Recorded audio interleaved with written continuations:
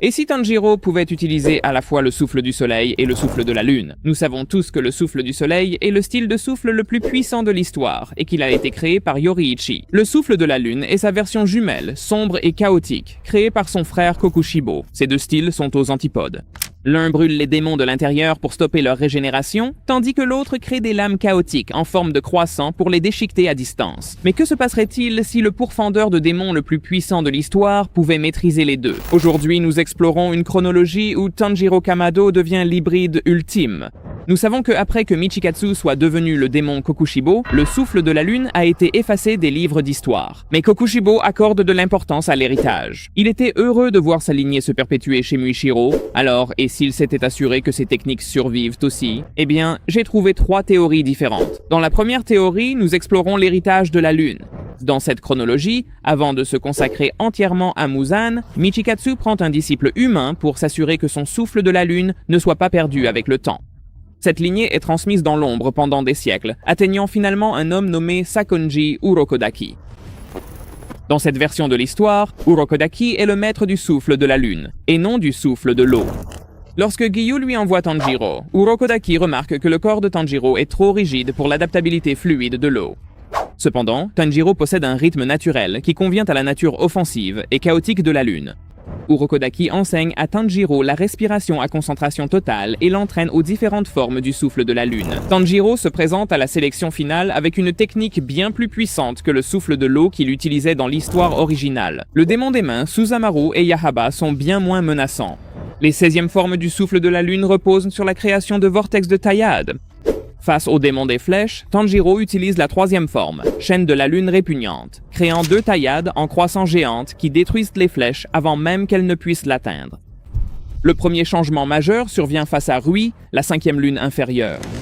Dans l'original, c'était un catalyseur pour éveiller le Hinokami Kagura, car le souffle de l'eau n'était pas assez puissant pour trancher les fils de Rui. Cependant, ici, les taillades irrégulières en croissant du souffle de la lune sont déjà suffisantes.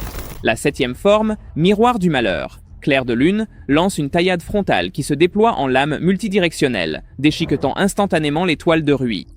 Tanjiro vainc Rui sans avoir encore besoin d'éveiller le souffle du soleil. Alors, quand éveillait-il le soleil? Le moment critique survient face à la lune inférieure, un Enmu. Le souffle de la lune repose sur des taillades chaotiques, mais l'os du cou d'Enmu, fusionné avec le train, nécessite un seul point de puissance brûlante écrasante pour être tranché.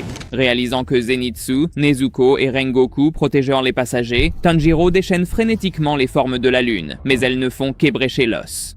Dans ce moment de désespoir, il se remémore la force que son père générait en utilisant le Hinokami Kagura. N'ayant plus rien à perdre, Tanjiro utilise le Hinokami Kagura pour ajouter une puissance thermique brute à ses attaques de lune. Il exécute sans le savoir la forme du souffle du soleil, ciel bleu clair, mais elle est délivrée avec la trajectoire d'une taillade du souffle de la lune. Il gagne, mais la tension causée par la combinaison des deux styles pour la première fois le fait perdre connaissance, ce qui signifie qu'il ne peut pas aider Rengoku contre Akaza. Cependant, la phase de récupération change tout. Tanjiro réalise que si le souffle de l'eau ne convient pas à son corps, le souffle de la lune est étroitement lié au souffle du soleil. Ils partagent un ancêtre commun. Cela signifie que Tanjiro est non seulement capable de découvrir les formes du souffle du soleil avec facilité, mais qu'il parvient également à les combiner avec son répertoire existant de taillades du souffle de la lune. Cela se concrétise dans l'arc du quartier des plaisirs. Lorsqu'il combat Daki, les taillades en croissant erratique de Tanjiro tranchent dans toutes les directions. Dans l'œuvre originale, il peinait face à ses obis qui attaquaient depuis des angles morts. Ici, il utilise la 8e forme du souffle de la lune, queue de dragon lunaire. Il crée une immense taillade à longue portée qui agit comme un bouclier, tranchant les obis de Daki et l'aidant à se rapprocher. Une fois que Nezuko rejoint la bataille, les pourfendeurs de démons submergent Daki sans le soutien de Tengen. Cela libère Inosuke pour accompagner Tengen dans le combat contre Gyutaro dès le début. Comme Tengen n'est jamais laissé seul, il ne perd ni son bras ni son œil. Tengen survit à l'arc totalement indemne et contribue aux batailles finales plus tard. Maintenant, ce n'est que le changement narratif, mais examinons la science derrière tout ça. Pourquoi Tanjiro serait-il capable d'utiliser les deux alors que Michikatsu ne le pouvait pas? Dans la deuxième théorie, nous explorons l'anomalie génétique. Le souffle de la lune a dérivé du souffle du soleil parce que Michikatsu ne pouvait pas maîtriser l'original. Cela suggère que la technique pourrait être fondamentalement incompatible pour la plupart des utilisateurs. Cependant, Tanjiro possède quelque chose que Michikatsu n'a jamais eu. Un accès direct est hérité au souffle du soleil, via la lignée Kamado et les boucles d'oreilles Hanafuda. Cette connexion génétique lui permet de contourner les limitations qui ont forcé Michikatsu à choisir une seule voie. Tactiquement, c'est terrifiant. Le souffle du soleil excelle dans la puissance brute, la respiration profonde pour l'apport en oxygène, et empêche la régénération en brûlant les cellules. Le souffle de la lune excelle dans la portée, les mouvements chaotiques et la création de lames fantômes qui rendent la prédiction de trajectoire impossible. Imaginez le combo. Tanjiro crée une forme hybride, le croissant solaire. Contre Akaza dans le château de l'infini, c'est la parade ultime. La capacité de la boussole d'Akaza détecte l'esprit combatif et l'alignement physique pour prédire les attaques, mais le souffle de la lune crée des lames fantômes qui varient en longueur et en taille. Lorsque Tanjiro balance son épée, la boussole indique à Akaza que la lame mesure 1 mètre, mais le souffle de la lune génère des lames en croissant qui s'étendent 3 mètres plus loin. Akaza esquive la lame physique, pour être finalement déchiqueté par les croissants fantômes.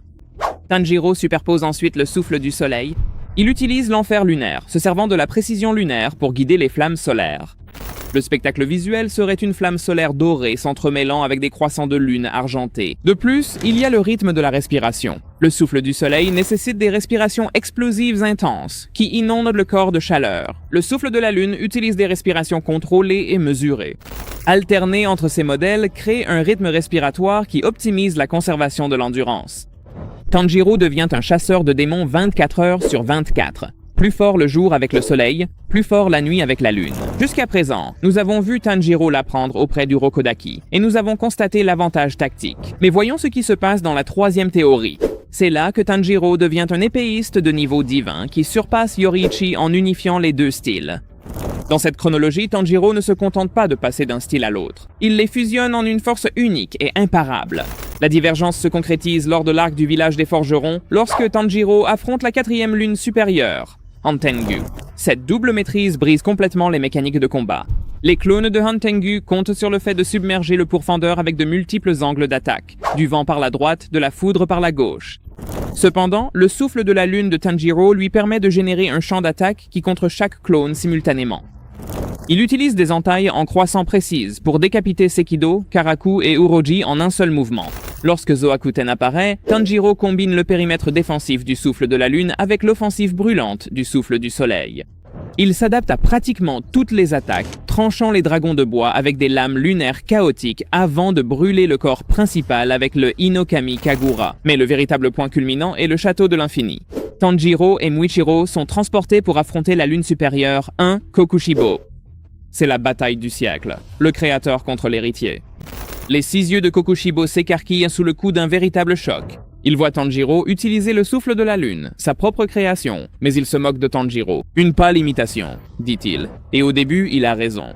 Le souffle de la lune démoniaque de Kokushibo crée des lames en croissant géantes et tangibles qui détruisent physiquement les colonnes du château, surpassant la version humaine de Tanjiro. Tanjiro et Muichiro sont repoussés, saignant abondamment. Kokushibo déchaîne la 14e forme, Catastrophe, lune croissante de Tenman, remplissant la pièce d'un vortex chaotique de mort. À ce moment-là, Tanjiro réalise que le souffle de la lune seul ne suffira pas à vaincre le créateur du souffle de la lune. Il passe au souffle du soleil. Kokushibo se fige. Pour la première fois depuis des siècles, il fait face à quelqu'un qui maîtrise à la fois la technique qu'il a créée et celle qu'il a enviée, mais qu'il n'a jamais pu maîtriser. Cette hésitation permet à Muichiro de porter un coup critique. Furieux, Kokushibo déchaîne la 16e forme, arc de lune, demi-lune, faisant s'abattre du ciel des entailles géantes capables de créer des cratères. Gyomei arrive pour intercepter, mais Tanjiro voit l'ouverture. Il entre dans l'état d'abnégation et le monde transparent. Il voit le flux sanguin de Kokushibo. Il combine les styles. Il déchaîne une nouvelle forme improvisée, la danse du dragon solaire, variation au clair de lune. Il se déplace avec la vitesse fluide et brûlante du dragon, mais chaque entaille libère un nuage de croissants de lune chaotique. Kokushibo ne peut pas prédire la parade car l'attaque solaire s'accompagne de répliques lunaires. La lame de Tanjiro devient rouge vif.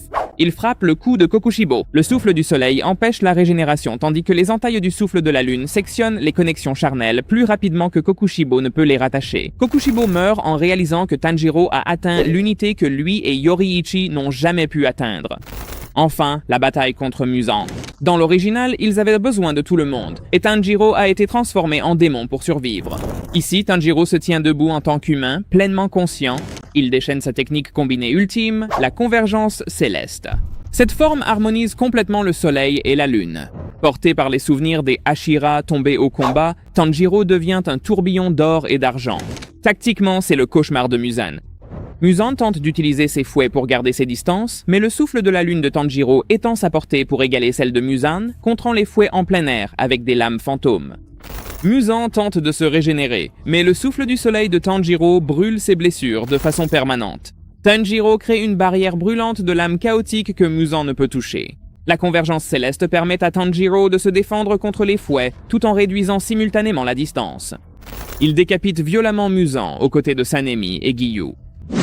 Alors que le soleil se lève, Muzan se désintègre. Tanjiro s'effondre, épuisé mais vivant. Il n'avait pas besoin de devenir un démon. La double maîtrise lui a permis de surpasser même Yoriichi, créant la technique de respiration parfaite qui a unifié la tragédie des frères Tsugikuni et sauvé le monde. Dans cette théorie, Tanjiro devient le pont entre le soleil et la lune, corrigeant les erreurs du passé. Mais cela me fait me demander si Tanjiro pourrait maîtriser les styles de respiration des épéistes les plus puissants. Eh bien, c'est le sujet de cette autre vidéo. Cliquez sur cette vidéo pour voir ce qui se passe quand Tanjiro apprend tous les différents styles de respiration. Allez-y, cliquez dessus.